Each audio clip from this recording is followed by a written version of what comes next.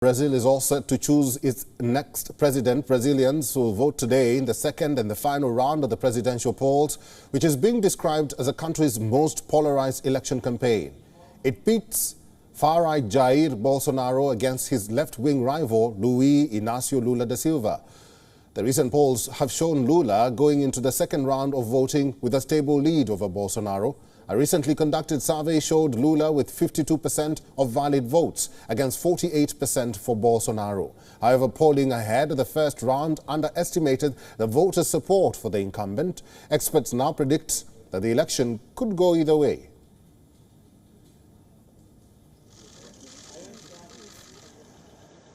Que essa é uma disputa que provavelmente vai se definir amanhã, ou seja, existe aí um equilíbrio na reta final, porque nós temos aí a questão das abstenções, que pode prejudicar um grupo ou outro, nós temos aí a mobilização que vai acontecer ainda de última hora. Lula held his rally in Sao Paulo ahead of today's runoff elections. The presidential frontrunner paraded on top of a vehicle next to Sao Paulo's governor candidate.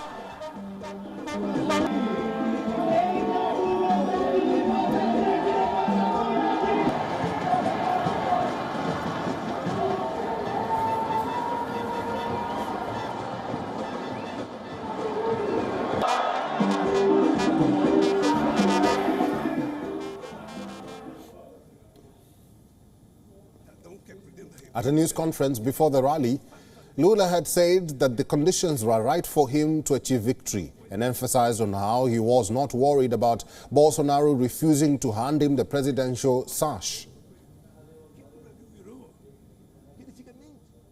Olha, eu disputei muitas eleições. Quem perde vai para casa lamentar e quem ganha vai festejar. Isso é simples. Nós só temos um caso do presidente Figueiredo que não quis passar a faixa para o presidente Sarney. Mas isso é de menos. Eu, se for necessário, recebo a faixa do povo brasileiro. Meanwhile, Brazil's incumbent presidential candidate Jair Bolsonaro, before the presidential runoff ballot, wearing Brazil's national soccer team T-shirt, arrived at the capital city of Belo Horizonte, where cheering supporters received him with Brazilian flags. At the same time, the officials from Sao Paulo's electoral court have set up polling stations across the country with over 115,000 machines expected to be delivered throughout the state of Sao Paulo. Brazil had adopted electronic voting machines in 1996 to end widespread fraud involving paper ballots.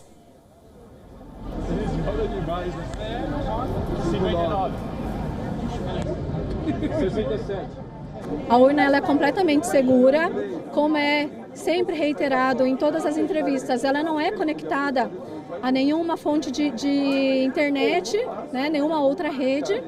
E todos os sistemas são auditados e certificados. Então a urna é completamente, tanto a urna quanto os sistemas de apuração são completamente seguros.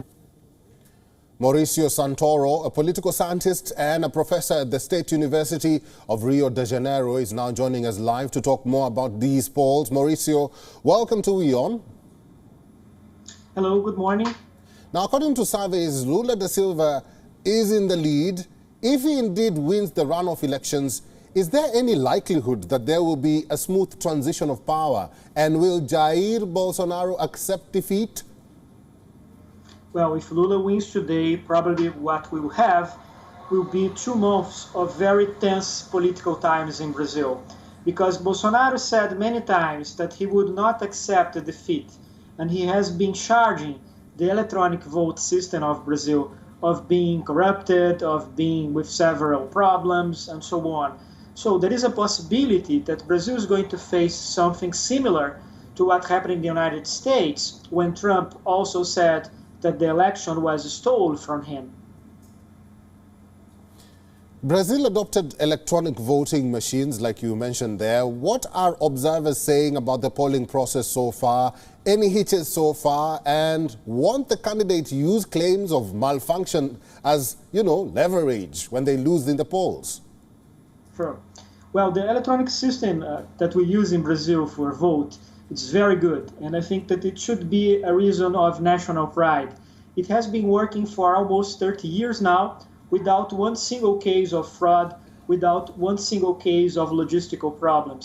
And it's a great improvement for what we used to have before with the written ballot that was subject to many possibilities of failure. What is happening now is that Bolsonaro has been playing with the mistrust that many Brazilians have of the political system because of the corruption scandals of the last years, because of the political crisis and the economic recession. And Bolsonaro has been telling people in Brazil that all of this happened because the will of the people was not respected, because of fraud in the voting system. And many people believe in him, not just among his supporters, but also among people that are voting for other candidates. So it's a serious problem in Brazil, and that could be the heart of a future crisis concerning the result of today's election. Maurizio, not so many are confident about Lula da Silva, given his age and even track record. What would a win mean for Lula da Silva, and what kind of president will he be like? Sure.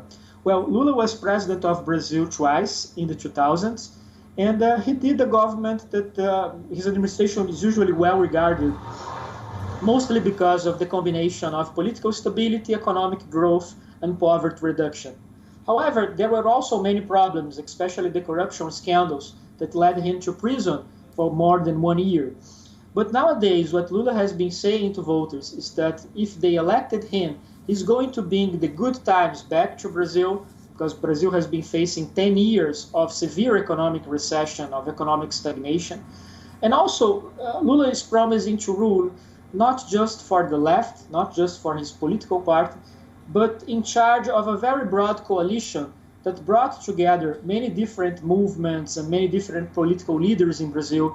And it's the biggest in my country since the return of democracy 30 years ago.